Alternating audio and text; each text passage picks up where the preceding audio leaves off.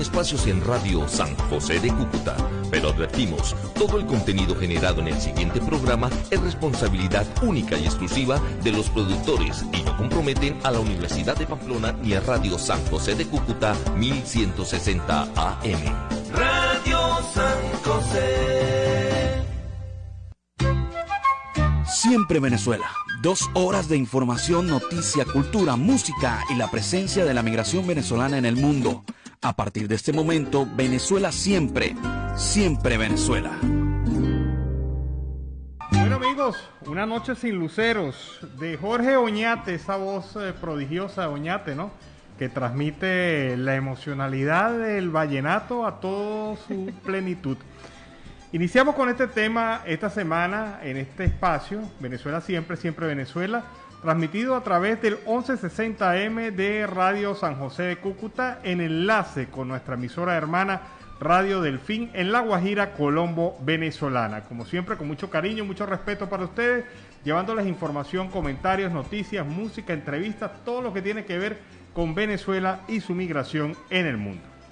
Buenas tardes, Alan, y buenas tardes a toda esa amable audiencia que está ahí en Radio San José Cúcuta 1160 y en nuestras redes sociales oficiales, en Facebook Siempre Venezuela Radio, en Instagram @Siempre Venezuela Radio y en Twitter @Siempre Venezuela. Y en nuestra página web www.siemprevenezuelaweb.com, www.siemprevenezuelaweb.com. Saludar en el control máster al señor Alex Meneses, a Robinson Cárdenas y a José Ramírez. Alan Peralta con registro nacional 0715 y quien les habla, Nancy Pacheco, con registro nacional 0713 del Colegio Nacional de Periodistas Seccional Norte de Santander. Bienvenidos a una emisión más de Siempre Venezuela, Venezuela siempre. Bueno, Nancy, sigue dando impacto la declaración de guerra del Frente Décimo de la FARC, porque si cuando a ti te dicen yo tengo 8 prisioneros de guerra, quiere decir que Venezuela está en guerra con el 10º Frente de la FARC, por lo menos eso es lo que piensa el 10º Frente. Con el minúsculo grupo que se llevó el gobierno de Nicolás Maduro. Sí, el que bombardearon, al que le mandaron tropas, ese minúsculo grupo ahora se le ha convertido en una piedra en el zapato, pero de esas rocas en el zapato gigantescas, que está haciendo que el gobierno de Nicolás Maduro tenga que reconocer cosas que hace poco tiempo no quería reconocer. En primer lugar, la presencia de la guerrilla colombiana en territorio venezolano. En segundo lugar, la relación con esta guerrilla. Y en tercer lugar, están demostrando con los hechos que son incapaces de poder reducir a un grupo de guerrilleros que está haciendo lo que le da la gana en la zona de frontera en el Arauca, Colombo venezolano. Una condición de verdad increíble. Hoy este grupo ha reconocido como prisioneros de guerra a 8 militares venezolanos que están en esta zona retenidos y que según la organización guerrillera serán canjeados con la intermediación de la Cruz Roja Internacional. Pero ya este simple hecho, que 8 militares venezolanos se encuentren bajo condición de prisioneros de guerra en el comunicado de la FARC, quiere decir que el gobierno le está dando y se va a tener que sentar a negociar con esta gente buscando soluciones si de verdad quiere darle solución. Pero este es un grupo al que dejaron abandonado, al que llevaron a una emboscada, al que no rescataron y 12 de sus miembros fueron brutalmente asesinados. Y no fueron recogidos por el gobierno de Nicolás. Y Nicolás Maduro no movió ni un dedo para recoger esos cadáveres. Tuvo que ser la propia guerrilla que se los llevara hasta las puertas prácticamente de los cuarteles militares en La Victoria, en el estado Apure. Esta situación es lo que hace de alguna manera entender la molestia que tienen muchos militares venezolanos por la situación de lo que ha ocurrido. Y en relación a eso, Javier Tarazona, el director de Fundarredes, ha sido bastante contundente al señalar que varios de los heridos han sido entrevistados por gente de Fundarredes y estos son militares que lograron huir de esta zona de conflicto. La molestia en las Fuerzas Armadas producto del abandono de estos militares es bastante grande. Estos militares han manifestado que el procedimiento del 23 de abril fue un procedimiento donde a ellos los vendieron, y esta parte es de verdad también contundente. Según Javier Tarazona, según Fundarredes, los militares han declarado que a ellos los vendieron, que estos comandos especiales que llegaron a barrer a la guerrilla para sacarla de la zona, pero militares de alto rango, escuchen ustedes esto, que operaban allí en convivencia con la guerrilla, se atrevieron a hacer un muro de contención frente a esta pretensión. Es decir, fueron funcionarios de alto nivel, según lo señalan aquí, quienes vendieron a estos militares, quienes dijeron, mira, va un ataque y van en estas condiciones y cuídense. Pero lo que tenían que cuidar eran los militares porque los estaban esperando con una emboscada que aniquiló el grupo élite de la Fuerza Armada Nacional. Grupo Comando, los mejores hombres preparados por la Fuerza Armada Nacional fueron desintegrados prácticamente en la primera acción militar que tuvieron en esta zona del Alto Apure y fueron desaparecidos en acción. Pero de eso se venía hablando, el tema de que ellos fueron atacados, que aparentemente no tuvieron la forma de defenderse porque el armamento y toda la munición estaba casi completa, o sea, en ese momento llegaron y los acribillaron. Sí, los sembraron ahí donde estaba todo el grupo. Claro, donde estaba la colmena de los guerrilleros prácticamente. Y hay otra cosa también importante e interesante que analizar y que señalar en este programa.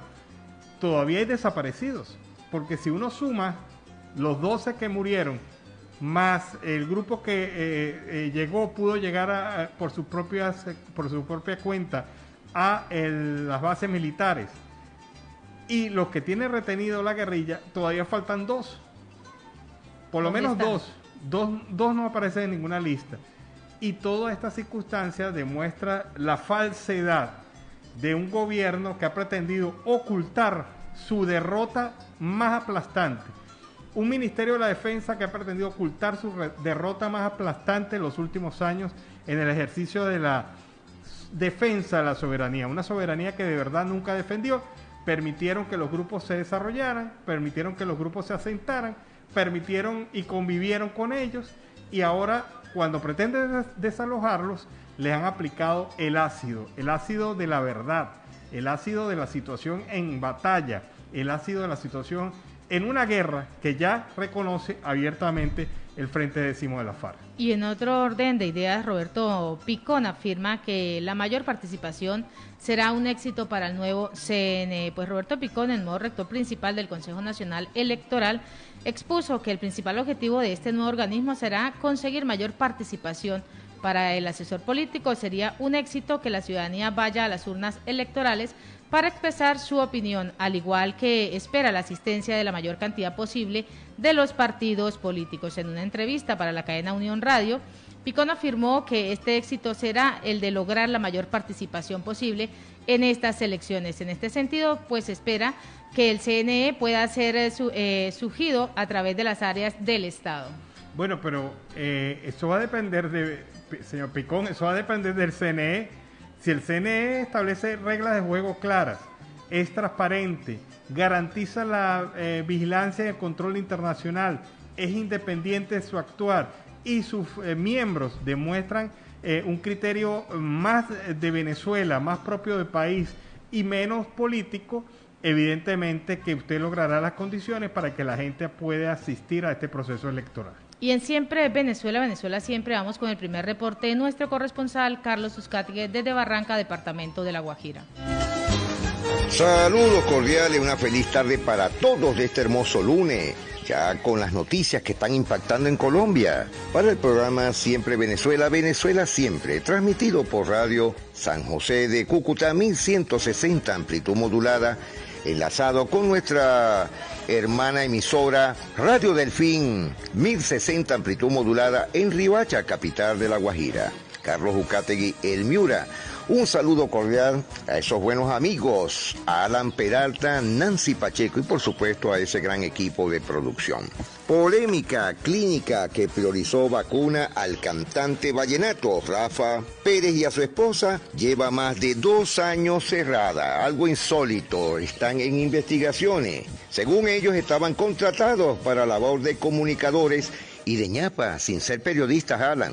Variante de preocupación en India, presente en la costa atlántica, donde esta cepa podría ser la responsable del tercer pico que se vino en marzo y abril. Siguen las medidas en Barranquilla y en todo el departamento de la costa atlántica y sigue el toque de queda nocturno. Presidente Iván Duque estuvo en Cali para supervisar en 3 horas las medidas de seguridad. Cali vivió nueva jornada de violencia y saqueo. 51% de los hogares no han cobrado la devolución del IVA en la costa Caribe. Quejas por meriendas escolares en mal estado en el Colegio del Atlántico. Hombres armados asaltaron local de celulares en Puerto Colombia. Mantener el grado de inversión es un desafío en este momento económico para Colombia. Fabio Zuleta en delicado estado de salud por secuelas del COVID-19. Andrés del Portillo fue elegido alcalde de Tenerife en el Magdalena. Sucre repunta proceso de vacunación contra el COVID-19. Colombia supera la cifra de 3 millones por COVID-19. Llegó otro 1 millón de vacunas Sinovac y hoy se estarán distribuyendo en diferentes ciudades del país. Un reconocimiento. Bullerengues es la nueva especie de araña descubierta por biólogos de la Universidad de La Guajira. Adiós al tulpiar Reni Padilla. El carnaval reconoce su aporte a la fiesta. Universidad del Norte abrió convocatorias para artistas plásticos y visuales. Amenazan de muerte a gerente del hospital de Malambo en la costa atlántica. 2 muertos y 12 fallecidos dejó accidente de lancha en el río Magdalena. Roban 14 computadoras en institución educativa en Guayacanar, en Barranca, La Guajira. Por primera vez en Barranca. Y a la vez, el balneario de Camarones tendrá servicio de salvavidas y punto de información turística. De 2 balazos asesinan a hombre en Barranca. Desabastecimiento y alza de alimentos en Riohacha por bloqueos en vías nacionales. Aguacero de más de 9 horas accionó afectaciones en la zona rural de Fonseca. Con el comercio cerrado, Maicao celebró el Día de las Madres. Manifestantes del Catatumbo permitirán el paro de camiones con comida. Logran levantar bloqueo en la vía Quindó Pereira. Ganaderos de Córdoba le apuestan a subastas digitales en medio de la pandemia. Conformados 6 grupos de trabajo para recuperar la bahía de Cartagena de India. Partido de la U confirma que no votará por la reforma a la salud. Asesinan a venezolano en zona rural de Coveñas, respondía al nombre de Alberto Jesús Lobo González. Montería, Caribe, cambió pico y cédula y se permite salir con más de 4 dígitos diarios. Desde hoy se inicia el segundo ciclo de pago de Familias en Acción. Más de 9.000 vacunas están en cuarentena por pérdida de cadena de frío, lo dijo el ministro de Salud. Abren indagación contra el alcalde de Cartagena de Indias por participar en marcha. Mandatarios locales serían vacunados a partir de la 3ª semana de mayo. Mediante carta dirigida al Comité del Paro, piden la renuncia del comisionado de paz. Transmilenio cierra 52 estaciones hoy lunes por destrozos en la protesta del paro nacional. Tembló en la madrugada, el susto fue mayor en Santander. Embajada de Estados Unidos en Colombia ofrece trabajo con salarios buenísimos. Lo pueden revisar en elpulso.com. Del 10 al 15 de mayo, el Caribe colombiano invade a Bogotá a través de la poesía. Hallan cadáver flotando en aguas del río Magdalena cerca de Bocas de Ceniza. De manera anticipada, tormenta tropical Andrés se forma frente a las costas de México. Se desbordó el río Huachaca, inundó el corregimiento en Valledupar. Mayores de 50 años, alcaldes y gobernadores serán vacunados contra el COVID-19 en la etapa 3. Fallece Tempo Alomar, ex Apolo Sound de COVID-19. Suspendida jornada del baloncesto colombiano. Patrulla aérea del ejército identificó a vándalos que saquearon a Santa Marta. Alistan planes de contingencia para manejo de Cordex en el país. El Magdalena registró 9 fallecidos por COVID-19 y 239 nuevos contagios. La discriminan y el desempleo golpean a la población LGBTI en Valledupar. Extienden vigilancia especial a las EPS Dusacagüí en el Cesar y a La Guajira. Teocondistas del Cesar hicieron presencia en torneo Ranking G1. El jefe policial de Chiriguaná falleció de COVID-19. Más de 200 ex empleados de Cerrejón volvieron a bloquear la vía férrea. Toque de queda en Ciénega tras saqueos a negocios y disturbios. En el Valle estamos sitiados, lo dice Dilian Francisca Toro esta mañana. Obras de recuperación del camellón de la bahía avanza en un 80%. Desbordamiento de las quebradas inundó varios sectores de Marinilla. África espera por exportadores colombianos.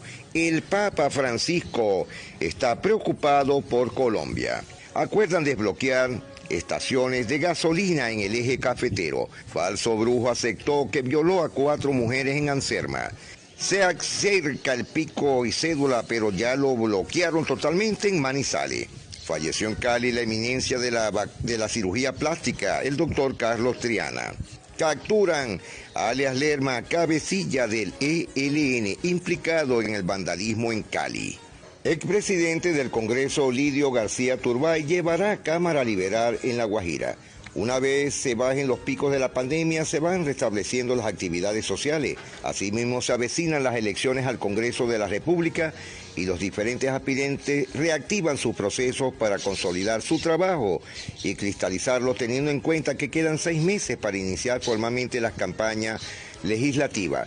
Es por eso que el joven guajiro Jorge Martelo Yepes reinicia el recorrido por el departamento de La Guajira y otras regiones del país para consolidar sus alianzas. Y ya finalizando en esta parte, Colombia no es una dictadura, el gobierno de Iván Duque no es ilegítimo, lo dijo el de la misión de la ONU.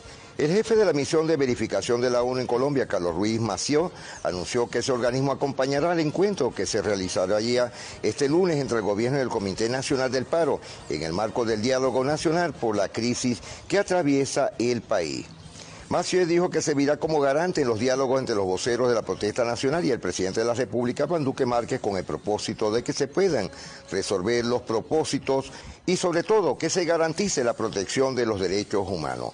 Nosotros vinimos a acompañar al diálogo que se va a dar o se está dando en el día de hoy y como representante del secretario general estaré presente igual que la representante de la alta comisionada para los derechos humanos, Naciones Unidas, donde se tiene la vocación de impulsar y promover el diálogo como mecanismo principal para la resolución de cualquier conflicto. Frente a los señalamientos de que Colombia hay una dictadura, el jefe de la misión de la ONU lo descartó por completo. Colombia no es una dictadura. El gobierno de Iván Duque no es ilegítimo, afirmó al asegurar que condenan la violencia de lado a lado, sea de los vándalos o de la fuerza pública. Carlos Uzcategui y Elmira, retornando a los estudios. Bueno, fue el primer reporte de Carlos Uzcategui y Elmira desde La Guajira, Colombo, venezolana. Y fíjate, Nancy, entre las reacciones que ha tenido la información del reconocimiento de la guerrilla de tener 8 prisioneros de guerra, como ellos lo califican a los militares venezolanos, Gustavo Azócar, el periodista Gustavo Azócar, ha afirmado y ha hecho una pregunta, vamos a ver si la responden. ¿Por qué el ministro de la Defensa de Venezuela y el CEOFAM, es decir, el Comando Estratégico de Operaciones, no habían informado al país de esta situación? Yo pensé que porque no habían renunciado. No, bueno, mira, en cualquier país del mundo donde estuviera presente el honor militar, ya muchos de ellos habrían renunciado. Por respeto ya hubiesen renunciado. Por respeto a las familias Sí. de estos militares que llevaron, que en una pésima estrategia y acción militar, Que lo llevaron llevaron- al matadero Que lo prácticamente. llevaron a la final vendados. Sí, vendados. prácticamente. Entonces, ¿habrá alguna respuesta a esta pregunta? ¿Por qué el ministro de la Defensa y el CEOFAM no habían informado de esta situación? Pregunta el periodista Gustavo Azócar. Y en otro orden de ideas, el dirigente político Carlos Ocariz propuso a toda la dirigencia de la unidad opositora someterse a un proceso de relegitimación que inicie en parroquias, municipios y estados. En rueda de prensa realizada este lunes, el exalcalde del municipio de Sucre, el estado Miranda, subrayó que no es lo mismo convocar o presionar desde la soledad. Recalcó que en la prisión interna, para lograr las condiciones necesarias para unas elecciones libres, de lo que tanto se ha hablado solo se logra con movilización. Bueno, y con esta información vámonos a la pausa comercial y musical del momento. Y al regreso seguimos acá con Venezuela Siempre, Siempre Venezuela. Cantante venezolano que nos trae este tema a esta hora para así iniciar el segundo bloque de Venezuela siempre, siempre Venezuela. Seguimos con las informaciones. Y el Estado no está preparado para atender a las víctimas de la violencia de género. Desde hace 2 semanas, pues en las redes sociales, hombres y mujeres vienen denunciando casos de abuso sexual. Cada día pues se conoce uno más. Sara Fernández, oficial de incidencia del Centro de Justicia y Paz, dijo que esta es una oportunidad para que los funcionarios y el Ministerio Público demuestren que pueden estar a la altura de la situación. Tamara Adrián, diputada de la Asamblea Nacional, Mercedes Muñoz, presidenta de la Asociación Venezolana para una Educación Sexual Alternativa, afirma que las víctimas no tienen confianza en el sistema judicial venezolano, pues el país donde el régimen no comparte las cifras oficiales, en el que la víctima de violencia de género y ONG denuncian impunidad y en el que la población no confía en estas instituciones, pues se originó en las últimas semanas a través de las redes sociales un tsunami de denuncias de acoso, de abuso sexual que arrastró principalmente con las figuras del gremio artístico venezolano. Bueno, hay fechas de fechas. Y hay una fecha muy especial en Venezuela. Hoy se cumple un aniversario más del asesinato de Miguel Castillo, un joven venezolano que el 10 de mayo del 2017 estaba en la llamada Marcha de los Escudos. Cientos de jóvenes venezolanos marcharon entre Las Mercedes y Bellomonte y varias avenidas principales de la ciudad de Caracas ese día, portando escudos hechos con cartones, con madera y con cualquier material que pudieran tener para enfrentar de alguna manera los perdigonazos y los disparos con bombas lacrimógenas que directamente estaban haciendo los guardias nacionales. Lo cierto del caso es que esa marcha realizada en la ciudad de Caracas trajo como consecuencia la muerte de varios venezolanos, varios jóvenes venezolanos, entre ellos este joven Miguel Castillo, quien llegó sin signos vitales. Walter Molina Galdi, uno de los jóvenes que fue herido en esa refriega del 2017, señala que Castillo fue asesinado por un guardia nacional que le disparó un perdigón, pero no de los perdigones de plástico que se usan generalmente en la represión de las manifestaciones, sino que en ese momento la Guardia Nacional estaba usando perdigones metálicos. O sea, eran unas balas más, no eran tan perdigones. No eran tan perdigones, no era para herir, era con propósitos de crimen, de asesinato. Y bueno, a Miguel le dispararon con un perdigón de metal. El proyectil le atravesó el brazo izquierdo y entró por el tórax. Lo asesinó la tiranía de Maduro, dice Walter Molina, como a decenas de jóvenes ese año. Volví a marchar después de eso, dice Walter. Lo hice muchísimas veces con más miedo que antes, pero lo hice. Y como yo, cientos de miles, millones, todos luchamos demasiado y en todas las formas posibles. Y hoy recordamos esta situación de Miguel. El último post de Miguel Castillo fue dirigido a Armando Cañizales, quien había sido asesinado el día anterior. Decía en ese momento Miguel, hoy más que nunca seguiremos firmes en nuestra lucha contra este gobierno asesino y corrupto. Pronto acabaremos con estos opresores y asesinos de sueño. De verdad que fue un mensaje póstumo. Fue el último post que escribió este joven venezolano, Miguel Castillo, del cual recordamos un día como hoy, en el año 2017, fue asesinado por la Guardia Nacional, y de esos asesinatos no habla Tarek William Saab. Eso sí no son asesinatos, eso son otra cosa. Y el alcalde de Chacao informó la recuperación de otro espacio del municipio, pues Venezuela atraviesa, según los expertos, la segunda ola de la pandemia del coronavirus, por lo que es importante recordar mantener el distanciamiento con las demás personas, usar la mascarilla, el gel antibacterial y evitar tocarse la cara mientras se disfruta de los diferentes espacios. Pues Gustavo Duque, alcalde de Chacao, informó que el parque El Bambú de Altamira pues fue recuperado y será entregado el viernes 14. También ha detallado que la recuperación de 25 espacios en el municipio pues está dando con total claridad, todo totalmente nuevo. Tenemos una entrega a los vecinos de la zona para que tengan y venga toda la familia a disfrutar de ese espacio totalmente recuperado.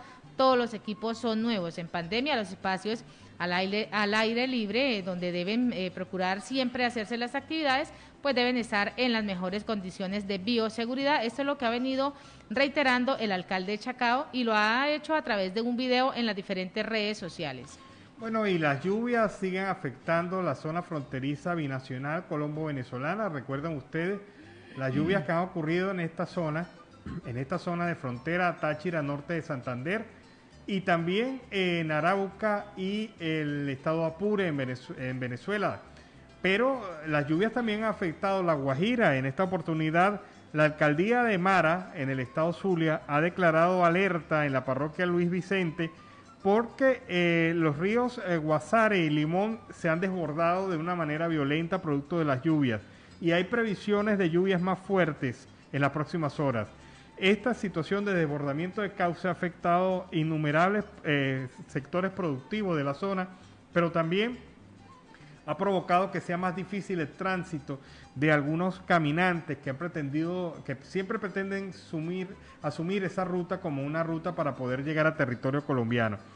Se esperaba y como en efecto ocurrió las lluvias de esta mañana, pero también se espera en las próximas horas se incrementen los niveles de los caños y drenajes superficiales en la zona baja de la cuenca. Hay inundaciones masivas en La Guajira colombo-venezolana.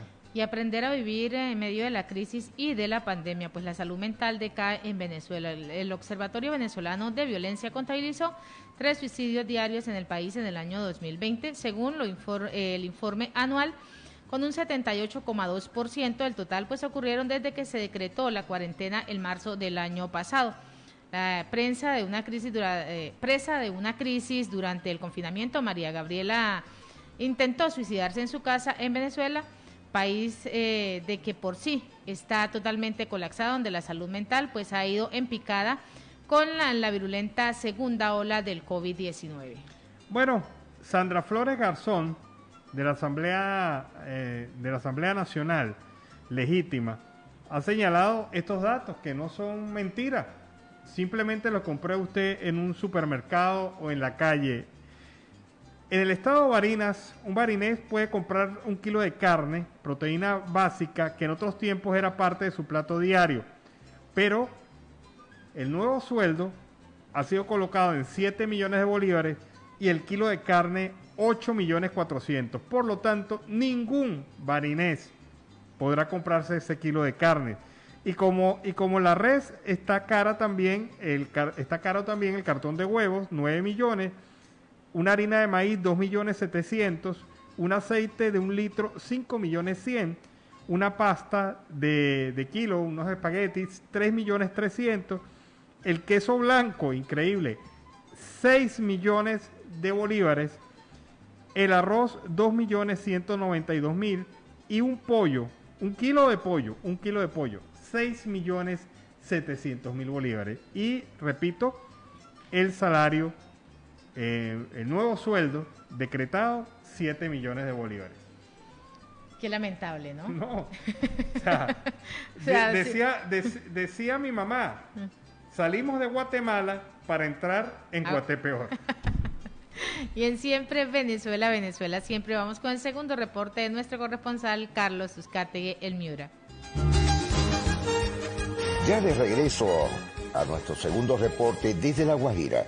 Carlos Uzcategui, el Miura, para el programa Siempre Venezuela, Venezuela siempre. Aguacero de más de 9 horas ocasionó afectaciones en la zona rural de Fonseca, en La Guajira. El intenso y prolongado aguacero que por más de 9 horas cayó sobre este municipio originó grandes afectaciones en la zona rural. De acuerdo al reporte de lugareños, las precipitaciones hicieron que acequias y arroyos aumentaran su cauce hasta desbordarse y las aguas correntías provocaran afectaciones en varias viviendas del poblado del Confuso. La lideresa de esa comunidad, Dalia Molina Rodríguez, dijo que el arroyo de la Yaya inundó un sinnúmero de casas en los que averió enseres domiciliarios y por supuesto arrasó con varios animales domésticos, razón por la cual solicitaba la presencia de los organismos de socorro y de la unidad local para la gestión de riesgos de desastre con el objetivo de hacer una evaluación de los daños y tramitar la ayuda para que ver la gran cantidad de familias perjudicadas. Las lluvias, que iniciaron más o menos a las 10 de la noche del sábado y culminaron aproximadamente a las 9:30 de la mañana de ese domingo, dejaron incomunicado la vía terrestre a los labriegos agricultores de las veredas de Atico Viejo. El camino totalmente anegado, lleno de charcos y lodos que imposibilitaban la entrada o salida de cualquier tipo de vehículo hacia esta zona agrícola y pecuaria. Lo mismo llovió en Barrancas, municipio de La Guajira, pero sin afectaciones. Ya en La Guajira tendrán agua potable 486 habitantes de La Guajira durante 10 años. Miembros de la organización sin ánimo de lucro Wine Together y la Fundación Amigos Misión Colombia comunicaron que es una comunidad de Riohacha y aparte 2 del municipio de Manaure se beneficiarán a recibir filtros potabilizadores de agua y se capacitarán en el uso y mantenimiento de esta herramienta tecnológica a los habitantes de estas 3 comunidades de la frontera colombo-venezolana. La entrega la hizo la organización Wine to Water y la Fundación Amigos Misión Colombia, quienes unieron fuerzas para beneficiar a 486 habitantes del departamento de La Guajira, permitiendo que ellas accedan a agua limpia y segura. Se trata de la visita realizada por un grupo de voluntarios al barrio cooperativo en Riohacha y las rancherías de Ichotichimana y Palastamana cerca de Manaure. El filtro Michael Sayer, en el que Wine to Water ha beneficiado a más de 1 millón de personas en diversos países, incluyendo la triple frontera de la Amazonía, Colombia, Brasil y Perú, se caracteriza por contar con una membrana de fibra hueca que funciona como la diálisis renal y que al pasar por microporo en tan solo 0.1 micrones e inmediatamente queda libre de bacterias como salmonella, cólera y E. coli, además de protozoos como la Giardia y Cryptosporidium que afecta al cuerpo humano, causando graves infecciones gastrointestinales. Gracias a este nuevo sistema fácil de usar en los hogares, los beneficiarios tendrán acceso, sobre todo, a agua limpia, segura y potable, apta para el consumo humano durante los próximos 10 años, obteniendo hasta 1.500 litros de agua potable al día. Según los resultados de la encuesta Emmy White realizada en las 3 comunidades, previo a la implementación y entrega de los filtros, la mayoría de los pobladores suelen presentar salpullido en la piel, cólicos estomacales, náuseas, vómitos, fatiga, diarrea líquida y a veces con olor desagradable que pueden alternar con heces blandas y grasosas y dolor de cabeza. Ese malestar en el organismo, según la investigación, es causado por la ingesta de agua contaminada, por lo cual se ven obligados a invertir en la compra de agua potable y medicamentos, principalmente para los niños. Sin embargo, esta realidad ahora será diferente gracias a estos filtros que, además de estar ubicados en los hogares de estas comunidades al norte de Colombia, también estarán en puntos centrales como las escuelas de alfabetización donde los indígenas refuerzan su idioma materno guayunaique y aprenden español. Las escuelas para niños y niñas ubicadas en los resguardos indígenas. Además de las 4 unidades comunitarias de atención, la UCA, donde los menores de 5 años reciben atención temprana para prevenir y tratar la desnutrición a través de suplementos como Bienestarina, leche, alimentación diaria, que ahora podrán prepararse con confianza con el agua obtenido del filtro Sanger. Ellos dicen muy claro que estamos muy agradecidos con la ayuda que nos están brindando.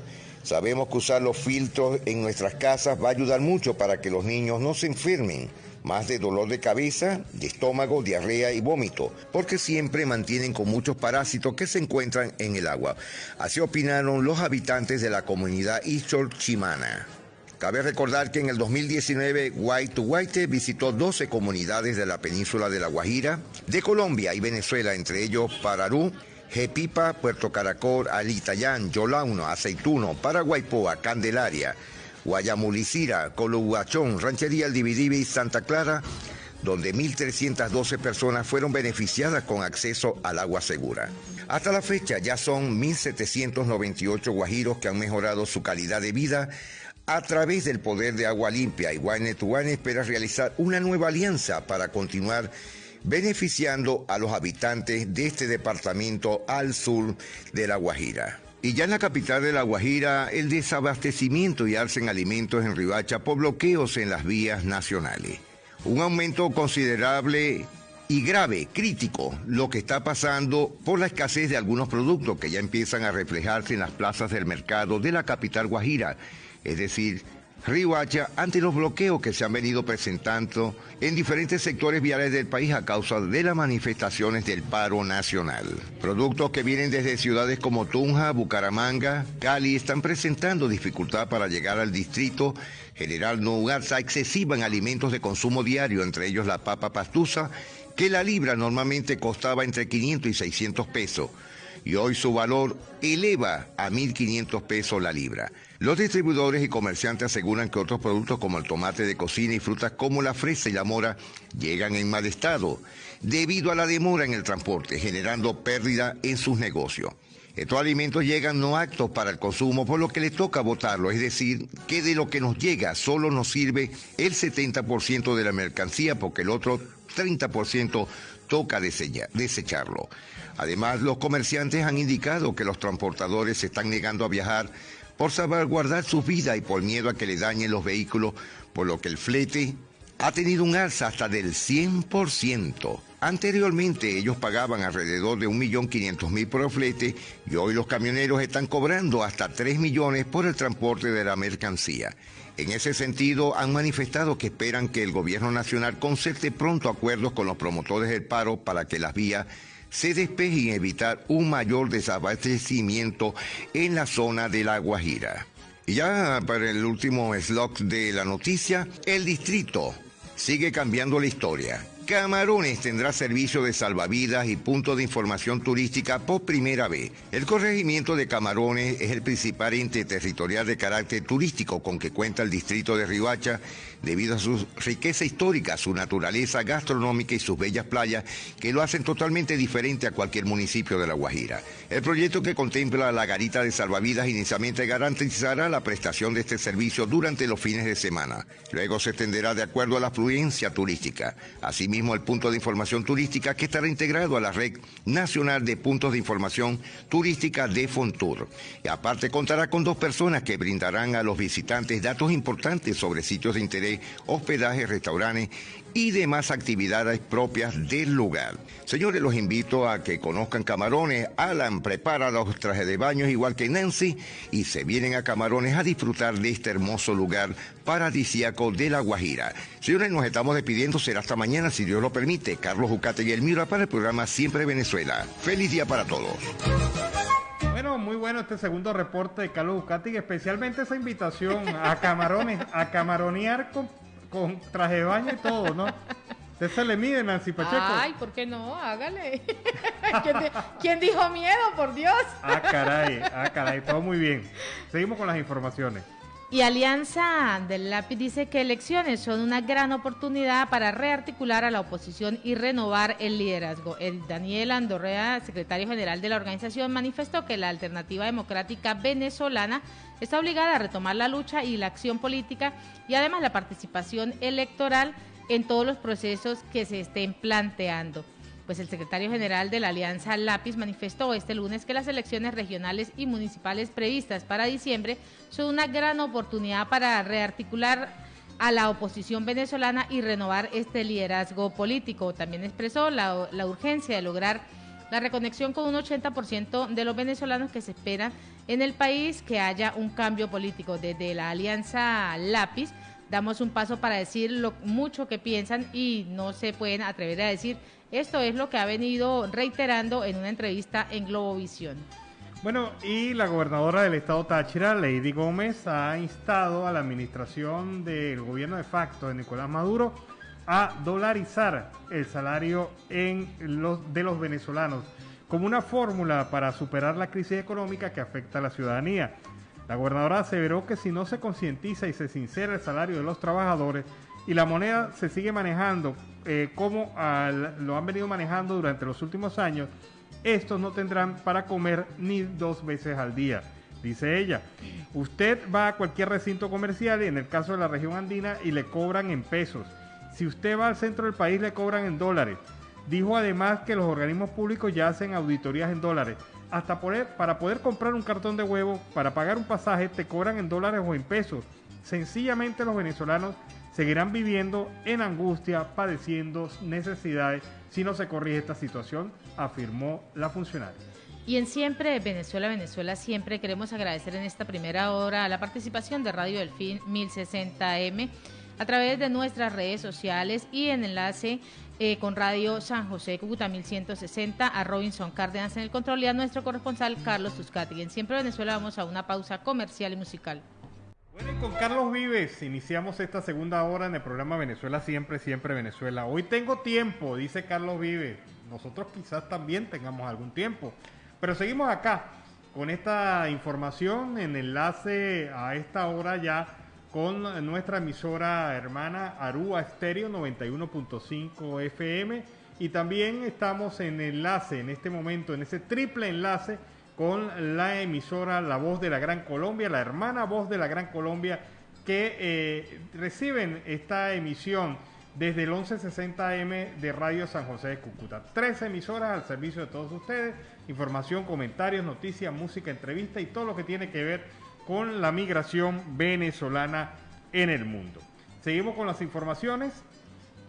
Tenemos en línea telefónica a nuestro primer invitado de la tarde de hoy. Se trata de Braulio Arias, de profesión nutricionista y politólogo egresado de la Universidad del Zulia. Hasta hace algunos meses fue secretario general del Partido Social Cristiano Copey en el Zulia y actualmente tiene un programa radial allá. Pero vamos a conversar con él, vamos a dejar que Braulio se presente. Buenas tardes, Braulio. Bienvenido al programa Venezuela Siempre, Siempre Venezuela.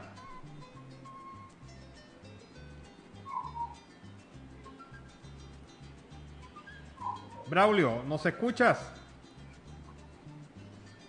Sí, te escucho, ahora sí. Bendecida noche. Gracias por la invitación, Alan, gracias por la invitación, Nancy. Bueno, y a todos los oyentes de la Radio San José de Cúcuta, la 1160M, y bueno, las radios que se conectan con ustedes, Radio Aruba 91.5 FM y La Voz de la Gran Colombia 1400 AM, todos los oyentes. Muchas bendiciones desde Venezuela para todos los que nos están sintonizando a esta hora a través de esta transmisión en cadena. Muy agradecido por la invitación, Alan. Braulio, coméntanos algo. ¿Cómo evalúas tú en este momento, siendo un hombre que ha estado en el mundo político, que está en la parte social y el apoyo social? ¿Cómo evalúas tú en este momento la situación de Venezuela? Mira, la situación de Venezuela es compleja. La situación de Venezuela viene arrastrando una crisis social, por supuesto, lleva a una crisis económica, pero toda esta crisis social y esta crisis económica es producto de una crisis política que tenemos en...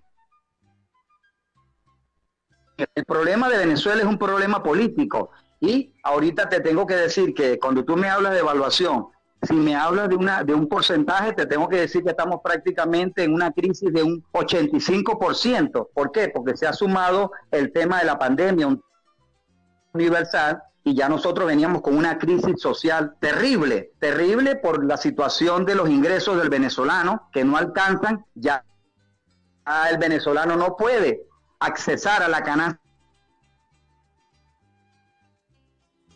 Y por supuesto, el deterioro del profesional ha hecho que se dé esta crisis migratoria. Y bueno, esto ha sido una cadena y un desenlace fatal con lo del COVID-19, porque ya cuando tú hablas, la economía en el país está trancada por lo que llaman ellos las sanciones, que no son las sanciones tienen apenas colocadas desde el nivel internacional, Estados Unidos y Europa, aproximadamente 2 años.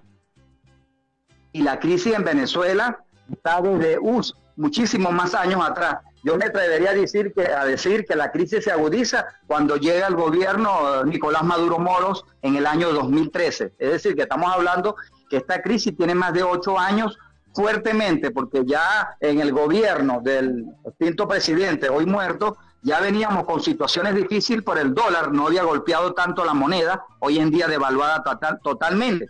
Con estos cambios que le han hecho a la moneda, lo que han hecho es agregarle cero, y lo que tenemos son dígitos. No tenemos moneda, papel moneda, ni en el banco ni afuera. Es decir, que aquí hay una crisis de todo índole. Hablamos de una crisis no solamente desde el punto de vista económico-social, sino una crisis de servicio, porque cuando tú tienes un país que está prácticamente colapsado, su parte económica, colapsan todos los servicios. ¿Me copia? ¿Cómo no? Braulio, sin embargo, en este momento, en esa crisis que describe muy bien, hay 2 posiciones. Una posición dice, vamos a nuevos procesos electorales y empecemos a reconquistar espacios políticos. Y hay otra posición que dice, no participemos en nada porque esto es desde el gobierno, pasando por la Asamblea Nacional y el CNE, todos son ilegítimos. ¿Cuál es la posición que tienes tú en relación a este tema? Mira, desde el punto de las ciencias políticas, yo te tengo que decir que yo, en lo personal, como hombre de partido, exsecretario general de COPEI en el estado Zulia y como politólogo, el instrumento que tienen los venezolanos es el voto. Nosotros no tenemos armas para combatir el gobierno. Nosotros no estamos en esa sintonía de combate. Nosotros, la democracia se ejerce a través del voto. Es el único instrumento internacional.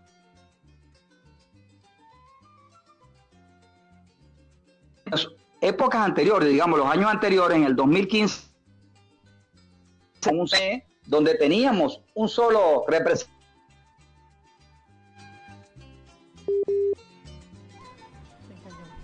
Bueno, tenemos algunas dificultades técnicas para comunicarnos con nuestro invitado Braulio Arias, politólogo egresado de la Universidad de Zulia. Ya está en línea nuevamente. Ya está en línea. Braulio, te escuchábamos, te perdimos un momento.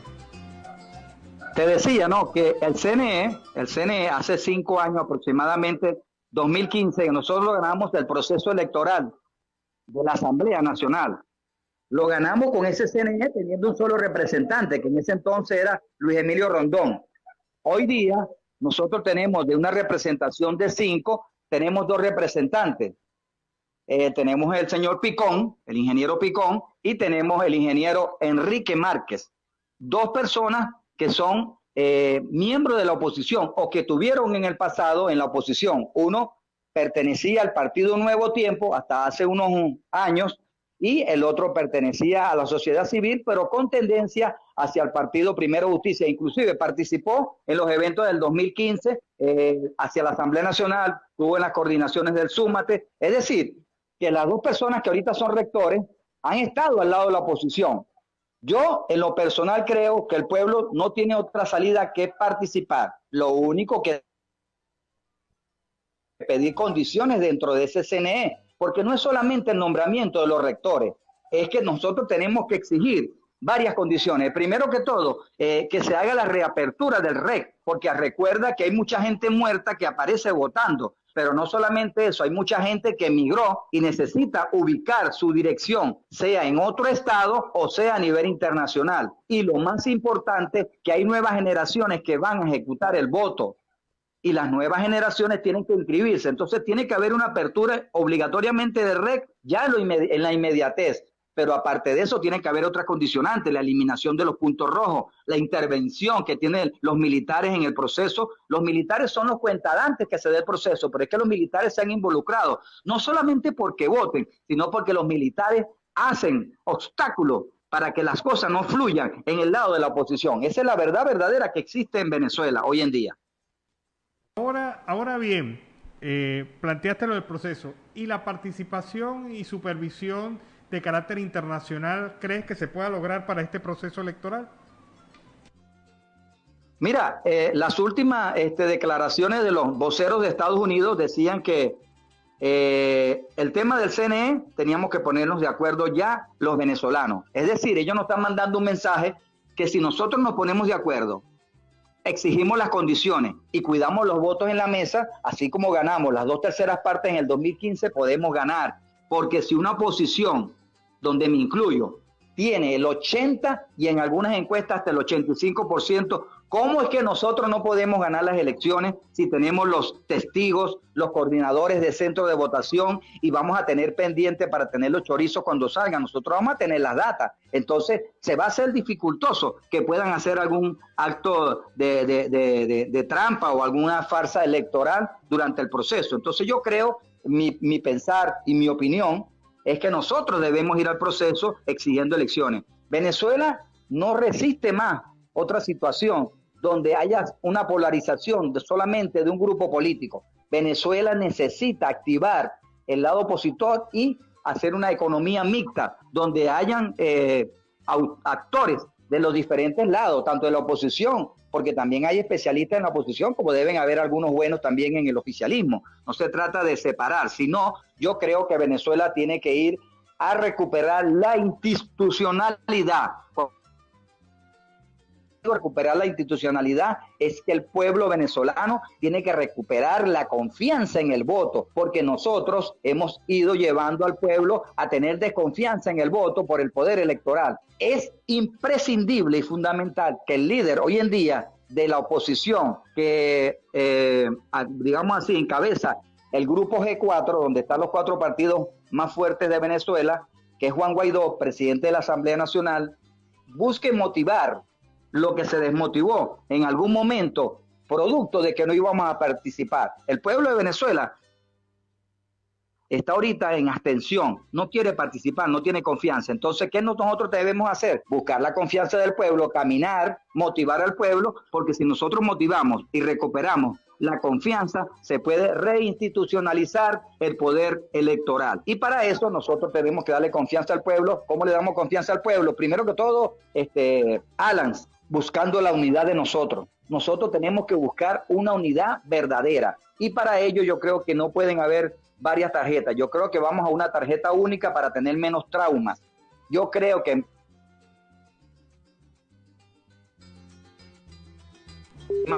hay que hacer primaria, pero las primarias tú siempre sabes que traen trauma. Nosotros no podemos buscar trauma dentro de la oposición. Nosotros tenemos que ir monolíticamente unidos, y para ello yo creo que tiene que haber una tarjeta única, y bueno, de ahí alguna diferencia tendremos que hacer primaria o buscar el consenso. Cuando nosotros nos unamos, podemos recuperar la confianza del pueblo de Venezuela, y por supuesto, exigiendo las condiciones mínimas para poder ir al proceso electoral. ¿Me copian? Braulio, en medio de toda esta crisis que se viene presentando social, política y económicamente en Venezuela, ya hablamos de la parte política, pero también nos está afectando el tema de la alimentación, donde la inseguridad alimentaria está totalmente en todas las comunidades. ¿Cómo desde su punto de vista como nutricionista ve esta situación? Muy buena tu pregunta, Nancy. Mira, este es uno de los factores que ha hecho que la gente emigre, el éxodo, el mayor éxodo.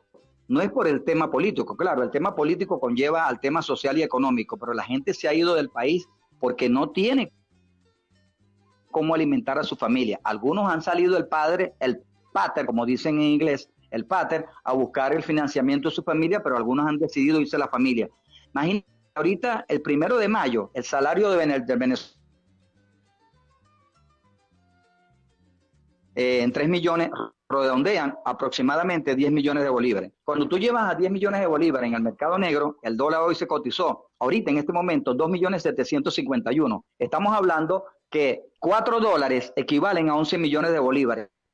El salario venezolano son 10 millones de bolívares. Es decir, que el venezolano está ganando hoy en día $3.7, no llega a $4. ¿Qué hace el venezolano con $4 cuando tenemos una canasta alimentaria, oígase bien, canasta alimentaria que está rondeando los $300? Claro, una canasta alimentaria para alimentar, valga la redundancia, a un grupo familiar de 5 personas. Con esos $300 comerían las 5 personas los 3 golpes, como dicen cotidianamente, desayuno, almuerzo y cena, durante 30 días 5 personas. Es decir, que una persona, una sola, necesitaría aproximadamente $60 mensuales. Cuando hablamos de grupo familiar, se hacen $300. Es decir, que tú necesitas en tu hogar, para un grupo familiar, ganar diariamente, Nancy, $10. Por 30 son $300. Imagínate, si necesitas ganar $10 diario y ganas 3.7 mensual, ¿cómo puede comer una familia venezolana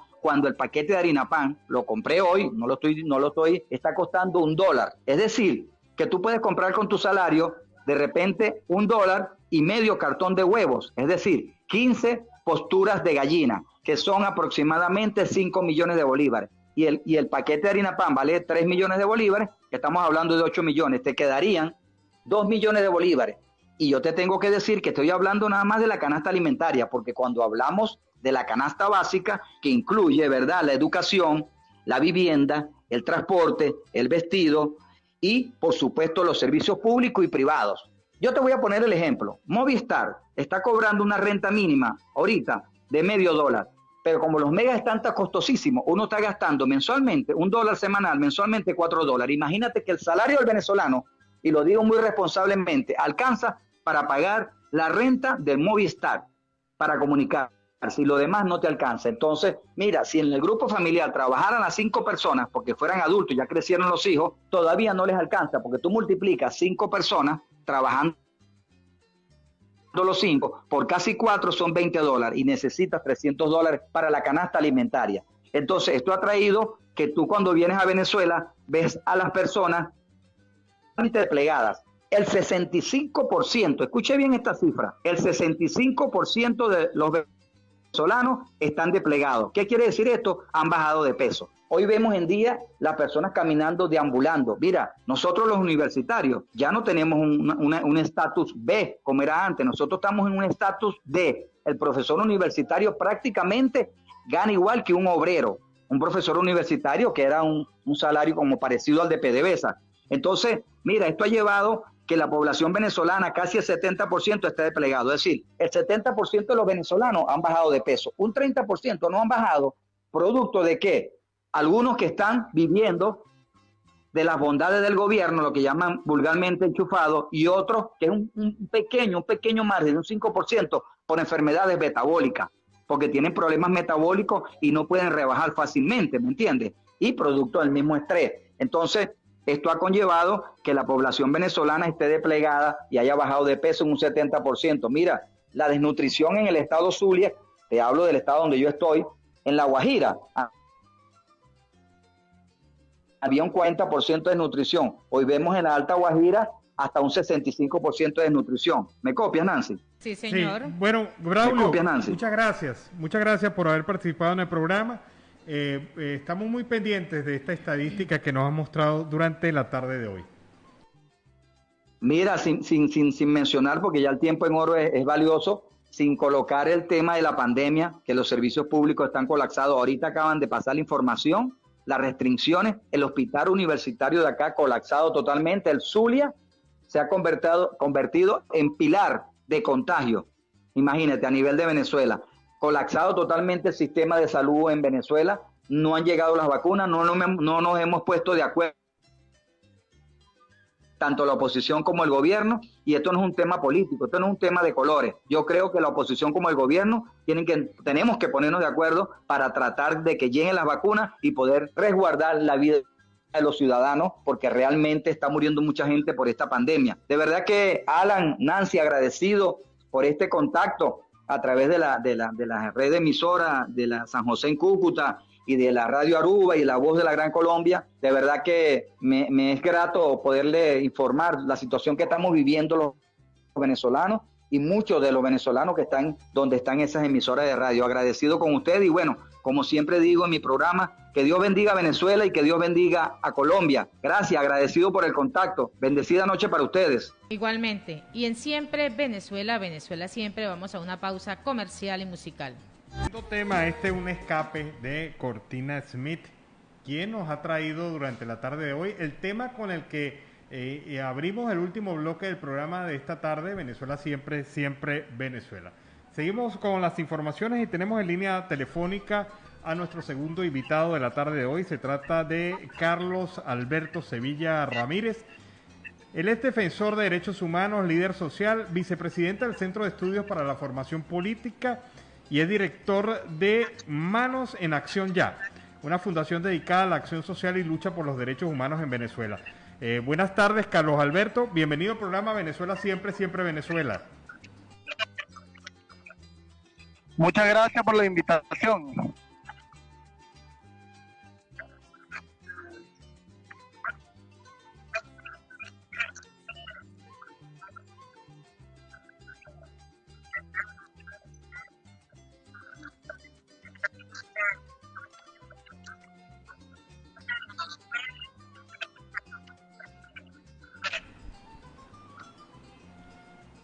Buenas tardes a todos los oyentes.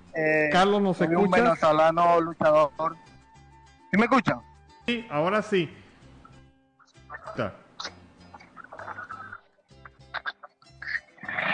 ¿Vuelvo a repetir, por favor? Sí, ¿cuál es tu opinión sobre la decisión del gobierno de obligar a las ONG a entregar información a través de una ley que una reglamentación que les obliga a entregar información ante la Oficina contra el Terrorismo? Eso es una decisión que ha tomado el presidente Nicolás Maduro. Aquí Tenemos mala comunicación en este momento. Vamos a ver si podemos mejorar esta falla técnica. Pero vamos a seguir con las informaciones aquí en Venezuela, siempre Venezuela. Y bueno, noticia que publica la agencia italiana, Agencia Nova. La ha publicado durante el día de hoy. El Vaticano tiene la intención de seguir mediando para solucionar el conflicto político en Venezuela. Y el Papa Francisco estaría planeando, según esta agencia, una reunión entre Juan Guaidó y Nicolás Maduro en la Santa Sede. Aunque la cancelación de la visita del cardenal Pietro Parolin, pautada para la beatificación de José Gregorio Hernández, se interpretó como una oportunidad perdida para dialogar con ambas partes, fuentes cercanas al Vaticano afirman que el sumo pontífice estaría dispuesto a construir un escenario de un cara a cara entre Guaidó y Maduro. Esta información se debe a la presión de los obispos venezolanos que han sido indispensables para que el Vaticano preste atención a los problemas de los conflictos de los venezolanos. Esto lo reproduce el portal informativo Frontera Viva. Ahora sí, tenemos a Carlos Sevilla. Carlos, ahora sí nos escuchas. Sí, lo escucho bien. Bueno, como te explicaba, la pregunta que me hiciste es una decisión que ha tomado el presidente Nicolás Maduro aquí en Venezuela, una decisión que ninguna de las ONG está dispuesta a defender porque es algo que no podemos... ¿Sí me escucho bien? Te escuchamos. Bueno, sigo. El presidente Maduro ha puesto esta decisión justo con una asamblea legítima que no está reconocida por No le escuchamos bien. Vamos a buscar en otro momento, seguir la entrevista con Carlos Alberto Sevilla, porque de verdad que tenemos varias fallas técnicas que nos impiden acercarnos a él. Bueno, malas noticias para quienes comen arepa en Venezuela. Muy malas noticias para quienes comen arepa en Venezuela. Productores del Estado portuguesa afirman, en diciembre habrá mesas sin arepas y sin arroz. Y esto se debe, según el dirigente agrario Inmer Castellano, a la situación del gasoil, que ha impedido que entre marzo y abril se haya hecho la necesaria mecanización de la tierra. Más del 90% de los productores no pudo hacer ningún pase de rastra ni sembrar un gramo de semilla en Venezuela. Y esto especialmente en los pequeños productores del Estado portugués, a quienes advierten que para diciembre habrá mesas vacías de arroz y arepa en los hogares venezolanos. Lamentaron que la escasez de gasoil haya impedido entre marzo y abril la mecanización de la tierra. Llegó el ciclo de invierno y más del 90% de los productores no pudo hacer ninguna rastra ni sembrar un gramo de semilla, pese a los grandes esfuerzos económicos y humanos que implicaron incluso deudas en alquiler y preparación de maquinaria, precisó Inmer Castellano, dirigente agrario del municipio de Araure.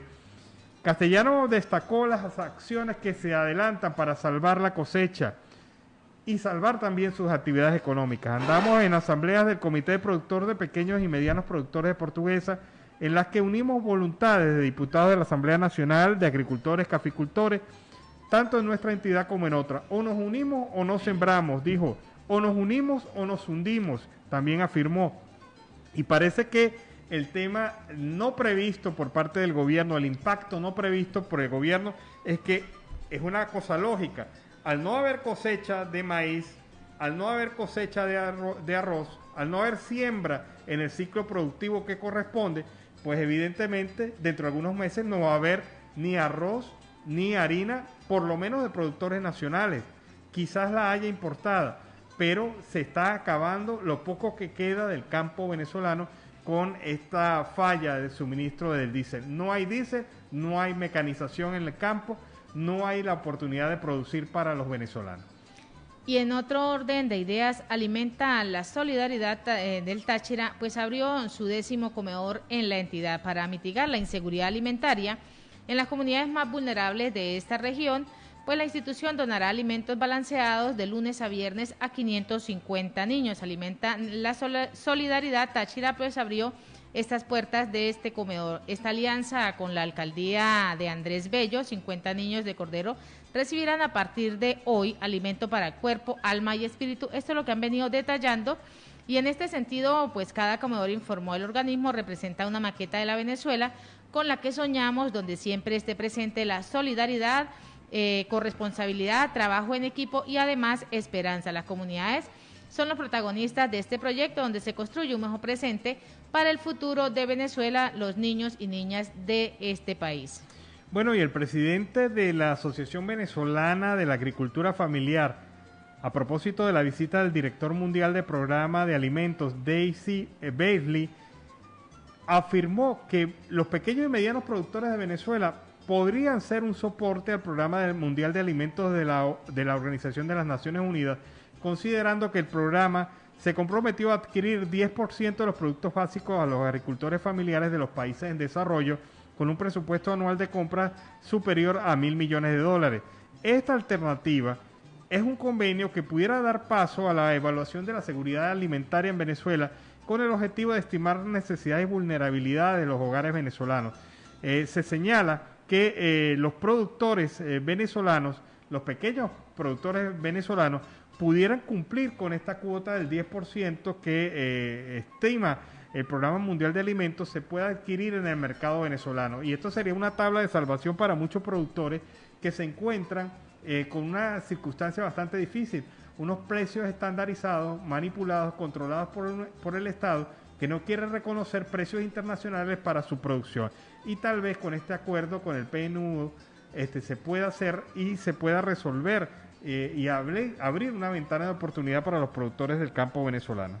Y la Academia Nacional de Medicina pide a Estados Unidos que done vacunas a Venezuela. John Story señaló que la institución médica cuenta con la confianza de la Unión Europea en cuanto a su integridad y a su independencia. La Academia Nacional de Medicina solicitó a John Story, embajador de Estados Unidos para Venezuela, que Venezuela sea tomada en cuenta para la posible donación de vacunas contra el COVID-19. Y en un comunicado la Academia dijo, y además se dirigió a History el pasado 2 de mayo para solicitarle que Venezuela sea considerada entre los países receptores de estas donaciones de vacunas contra el COVID-19. Ello ante la posibilidad de que Estados Unidos conceda fármacos a las naciones más desfavorecidas. Bueno, y qué raro esta noticia. El diario ABC de España publica hoy una información interesante. PDVSA, la petrolera venezolana, amañó más de $1.300 millones en compras con Maduro al frente. ¿Qué quiere decir? Esta investigación del diario ABC de España ha descubierto, entre otras cosas, concursos que parecen supervisados pero resueltos después de la firma del supuesto supervisor. Empresas que se repiten entre los aspirantes, que resultan ser del mismo dueño o se van presentando o retirando a discreción. Plazos de presentación de ofertas que se alargan en el último momento sin que todos los llamados a participar sean informados. Sobres que se abren, se miran y se vuelven a cerrar y aquí no ha pasado nada. Hasta $2.092 millones, unos 1.720 millones de euros en contrato público, entregó Petróleos de Venezuela en circunstancias totalmente amañadas. Esto pasó entre el 2009 y 2015 en la PDVSA que presidía Rafael Ramírez y en la que desde el 2011 tuvo asiento una junta directiva, el ahora presidente de la institución. Es decir, PDVSA pues dando como siempre una demostración bien clara de cómo se manejaron las cosas en la industria petrolera nacional durante el periodo de las vacas gordas, cuando el barril de petróleo costaba $100 y cuando la gente hacía lo que le daba la gana con los recursos del Estado. Y Américo de Gracia dice que sería una lástima que Juan Guaidó no avance hacia otros escenarios. El diputado no aclaró cómo intentará postularse para la gobernación del Estado Bolívar, a pesar de que el régimen lanzó en su contra una inhabilitación política durante 15 años. Pues Américo de Gracia, diputado de la Asamblea Nacional, elegida en el año 2015, manifestó que Juan Guaidó, reconocido como presidente encargado de la República, pues tiene la oportunidad de avanzar hacia otros escenarios lejos de la propuesta que el líder opositor planteó para lograr el cambio político en Venezuela. de Gracia reiteró su intención de participar en las elecciones regionales previstas para diciembre y que serán organizadas con el nuevo Consejo Nacional Electoral, y afirmó que regresará a Venezuela, pero no amplió detalles por razones de seguridad. Bueno, y según un informe publicado en la página Los Fideicomisarios, una vez que ha sido comprobada la solvencia del Banco del Orinoco, se llegó a un acuerdo para la liquidación conjunta y controlada, y los 1.900 acreedores y clientes serán llamados para informarles de las condiciones del proceso de liquidación y procedimiento para resolver este caso. Esta es la liquidación aprobada del Banco del Orinoco NB, que está ubicada en Curazao, y este banco pues se declaró en quiebra y dejó en ascuas a 1.900 ciudadanos venezolanos que tenían sus cuentas allí. El Banco Central de Venezuela, conjuntamente con la Superintendencia de Bancos y los representantes del grupo financiero BOD al cual pertenece el Banco del Orinoco, pues aceptaron de alguna u otra manera hacer esta liquidación, y se pudo dar unas ciertas garantías a que la gente pudiera recibir sus recursos. Gracias a la presión ejercida por los acreedores, en especial el Grupo Anauco, y todas las gestiones llevadas adelante por los representantes del grupo financiero, los fiduciarios habrían accedido a la firma de un acuerdo de liquidación conjunta tras aceptar los recaudos y documentos presentados por la mayoría de los clientes del banco. O sea que hay una luz de esperanza para estos 1.900 ciudadanos venezolanos que tenían sus recursos colocados en el banco, este Banco del Orinoco, perteneciente al BOD y que estaba ubicado en la isla de Curazao. Y colas para gas vehicular se hace cada vez más largas en Carabobo, una vez al día, pues esa es la frecuencia con la que acuden los carabobeños a hacer colas para surtir de gas vehicular, y cada vez pues son más largas estas colas que los obligan a perder media jornada de trabajo. Desde hace pues algún tiempo lo hacen con gas vehicular porque las colas suelen ser mucho más cortas, pero en las últimas 2 semanas, entre 2 y 4 horas, las que pierden al día para poder surtir. Alguien dice, dejo de trabajar en las horas de la mañana para poder hacerlo en las horas de la tarde un ratico. Bueno, y hay un grupo musical, hay un dueto de niños venezolanos que vamos a decir tienen una voz prodigiosa, maravillosa, y además que tienen un carácter que seguramente los va a llevar a ser un excelente dúo en todo lo largo de su carrera, que empezaron muy jóvenes, muy niños. Pero este grupo llamado Mati y Moy son niños venezolanos que han compuesto una canción sobre el tema de los caminantes, y creo yo que es un tema que de verdad les va a encantar muchísimo. Vamos a escuchar y vamos a ver el video de Mati y Moy con este tema Caminantes. El lujo de hablar en inglés, ¿no? De verdad que bien simpático este dúo. Un mensaje muy directo. Sí, este dúo Mati y Moy, niños venezolanos que han interpretado este tema, han compuesto este tema Caminantes, y se ha hecho una producción con él, y bueno, vamos a darle todo el apoyo para el éxito de estos muchachos venezolanos, estos niños venezolanos, que además de tener una buena voz, también tienen un carisma que seguramente los va a llevar bien lejos. Y no solo el carisma, Alan, sino ese sentir de dejar a su tierra, de dejar su pueblo, de dejar sus raíces, de enfrentarse a una situación que los adultos solo creen que les compete a ellos, pero que no se han fijado en algún momento el dolor, la tristeza, la desolación que sienten los niños. Sí, los niños son también parte de esta tragedia que es la migración forzosa venezolana. Y muchas veces hemos escuchado a los adultos, pero muy pocas veces hemos escuchado a los niños, que son los verdaderos protagonistas silenciosos muchas veces de todo lo que está pasando.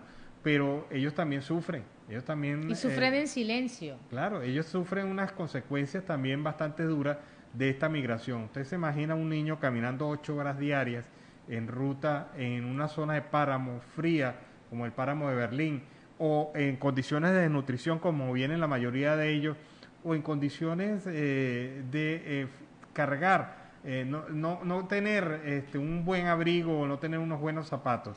Y ahí en el páramo de Berlín, ahorita que lo mencionas, el año pasado se presentaron hipotermias en menores de edad que iban sin abrigo, sin zapatos y sin sus madres poderlos abrigar. Claro, o el caso de niños solos que han venido caminando por esta ruta y que han sido detectados por los diferentes refugios de migrantes, en donde se les ha dado la mejor ayuda posible, pero hay niños de 9 años, de 8 años, de 10 años, de 12 años, caminando solos por las carreteras colombianas. Y así con este tema musical, con esta nota, hemos llegado al final de una emisión más de Siempre Venezuela, Venezuela Siempre, a través del dial 1160 Radio San José de Cúcuta, de nuestras redes sociales, de nuestra página web, en enlace con Aruba Estéreo 91.5, con la voz de la Gran Colombia 1400 AM. Agradecer en el Control Master a Alex Meneses, Alan Peralta con Registro Nacional 0715 y quien les habló, Nancy Pacheco, con Registro Nacional 0713 del Colegio Nacional de Periodistas Seccional Norte de Santander. Hasta mañana. Hasta mañana, cuídense.